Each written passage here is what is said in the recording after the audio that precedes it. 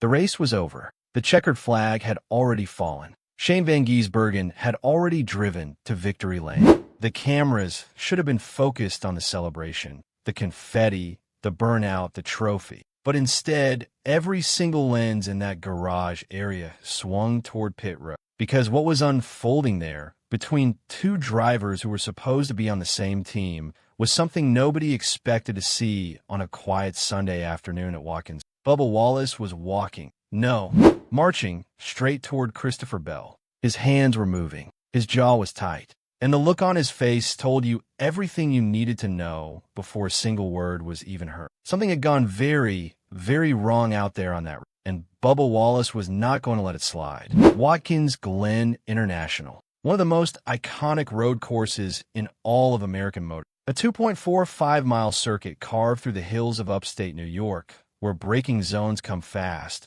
corners are unforgiving, and one wrong move in the final laps can erase an entire afternoon's worth of hard work. This was the NASCAR Cup Series Go Bowling at Glen, race 14 of the 2026 season, and heading into Sunday's event, both Bubba Wallace and Christopher Bell came in looking to make a statement. Wallace, driving the number 23 Toyota for 23XI Racing, had been having a difficult stretch of form. Only 3 top 10 finishes across the first 13 races of the year, and multiple promising afternoons slipping away late. Bell, in the number 20 Joe Gibbs Racing Toyota, was a proven road course competitor who knew how to navigate the chaos of a race like this. On paper, it should have been a solid day for both men. What actually happened was something else entirely. The early stages of the race were exactly the kind of intense strategic battle that Watkins Glen always produces. Drivers fighting for position through the S's, making calls on tire wear, gambling on fuel strategy, trying to put themselves in the best possible spot for the closing. Wallace ran a steady pace through the first half of the event, staying within striking distance of the top 15 and keeping his options open. Bell was doing much the same, competitive but patient, waiting for the race to come to him. The Watkins Glen crowd, passionate and loud as always, watched as the field cycled through green flag pit stops and the strategy picture slowly started to take shape. Wallace's team made the decision to stay out longer than the leaders, trying to protect track position on older tires, a calculated gamble that could pay off big if things went cleanly or fall apart completely if anything went sideways. With 15 laps remaining, things went sideways. John Hunter Nemechek, running on fresher rubber after a more recent pit stop, came charging through traffic into a braking zone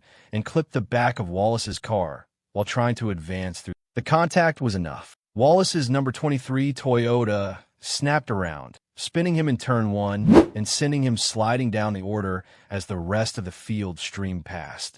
There was no caution flag. The race stayed green, and Wallace, who had spent the entire afternoon trying to build something meaningful, watched his afternoon collapse in a matter of seconds. More than 20 seconds lost, positions gone, and the final laps closing in fast. For any driver, that moment is gut-wrenching. For Bubba Wallace, a man who had already seen too many promising runs fall apart this season, it was one more punch that landed right when he could least. But the Nemechek contact?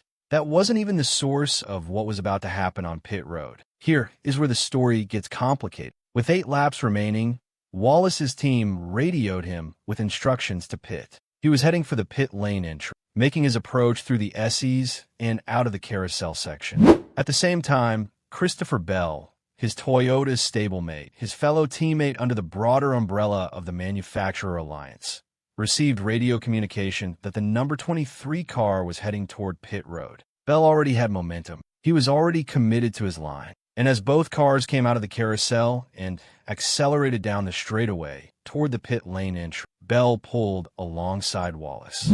Side by side, 2 cars, 2 teammates, both trying to use the same piece of asphalt at the same moment. The reports suggested that Wallace's team may not have communicated clearly enough about Bell's position on his right side, that Wallace may not have known Bell was right there, right beside him, until it was almost too late. The 2 cars ran side by side into the corner, and Wallace had to back out of it, to make the entry into pit road cleanly without making. In that moment, the race was essentially over for Bubba Wallace. He crossed the finish line in 29th place. Christopher Bell finished 21st. Both men had endured a miserable afternoon, but only one of them was still carrying it when the cars came to a stop. The cameras from Fox and FS1 were pointed at Victory Lane, covering Shane Van Gisbergen's celebration, when the broadcast suddenly cut away, because something far more compelling was happening 50 yards down pit road. Bubba Wallace was walking directly toward Christopher Bell, and he was not in the mood for pleasantry. The exchange caught the attention of every crew member, every reporter, and every camera operator in the hush.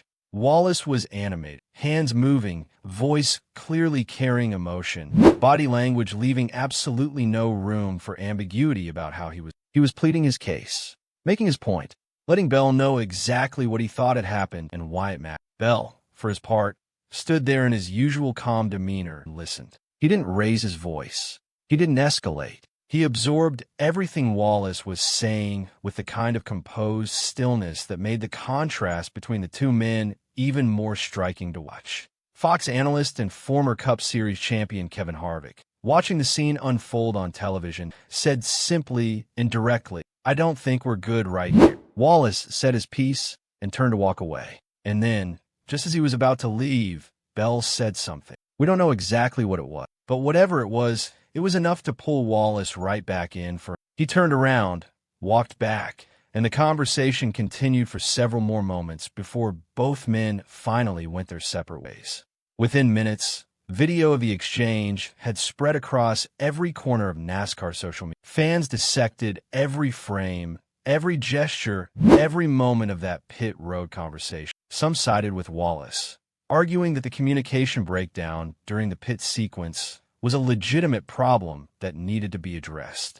Others pointed out that Bell had every right to use the same piece of track, that racing incidents happened, and that the situation was being blown out of proportion by post-race emotion. Wallace's own spotter, Freddie Kraft, took to social media after the incident and made his position clear. His driver was not upset with Bell as a person, and people should stop speculating about what was said or what it meant. That statement from Kraft was important. It told you something about the nature of the frustration, that this wasn't personal, that this wasn't a rivalry brewing between two men who dislike each other. This was the raw, unfiltered emotion of a driver who had just watched another race fall apart, venting at the closest available target in a moment that happened to be caught on national television. To understand why this moment hit the way it did, you have to understand who Bubba Wallace is and what this season has represented for. Wallace is one of the most recognizable drivers in NASCAR, not just because of his talent behind the wheel,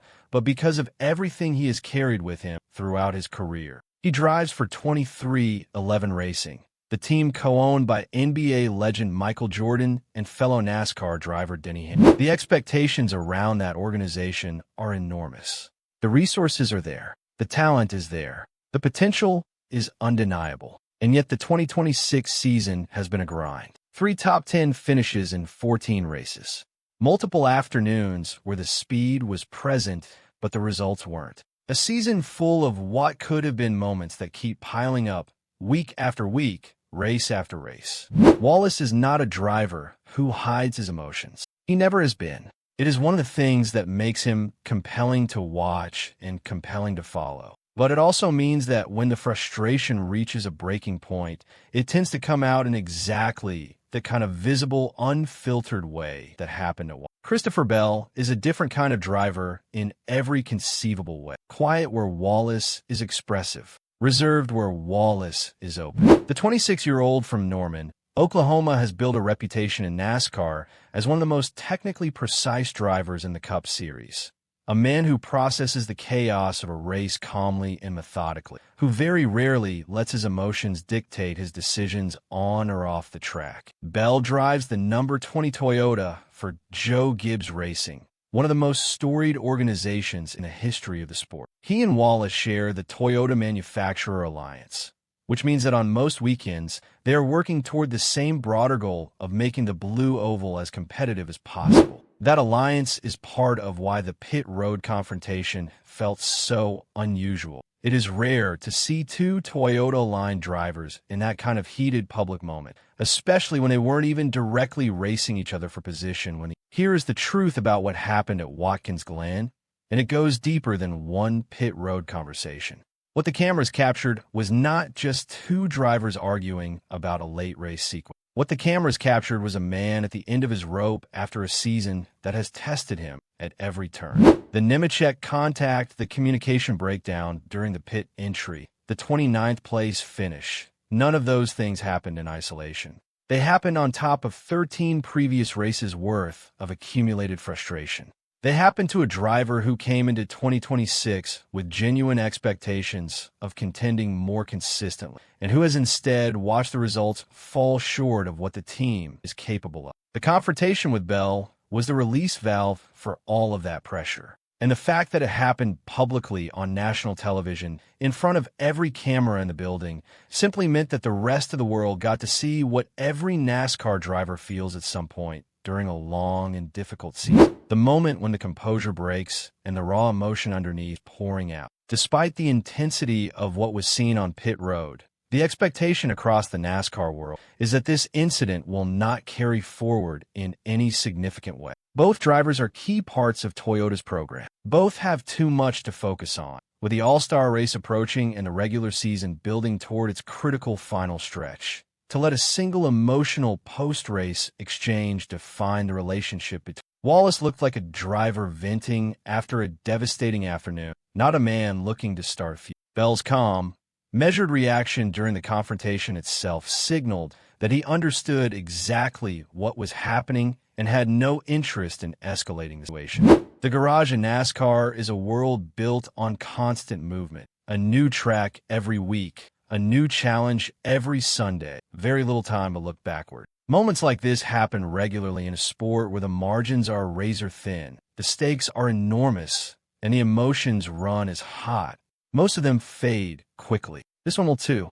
But while it lasted, it was one of the most compelling, human, and honest things seen on a NASCAR broadcast. Shane Van Gisbergen won the race at Watkins Glen. He took the lead with 8 laps to go, past Ty Gibbs in the closing stretch, and drove away to claim his first Cup Series victory of the 2026 season, adding to a run of road course dominance that has made him one of the most dangerous drivers on any circuit that requires turning both left and right. It was a masterclass performance, and under any other circumstances, it would have been the only story coming out of upstate New York on Sunday. But sport, at its best, has a way of finding the human moments buried inside the competition. The moments that reveal something true and real about the people who put everything on the line every single. What Bubba Wallace showed on that pit road was not weak. It was the cost of caring. It was what happens when you give everything you have to a sport that gives nothing back for free. And for 11 seconds of television, captured on a quiet Sunday after the checkered flag had already fallen,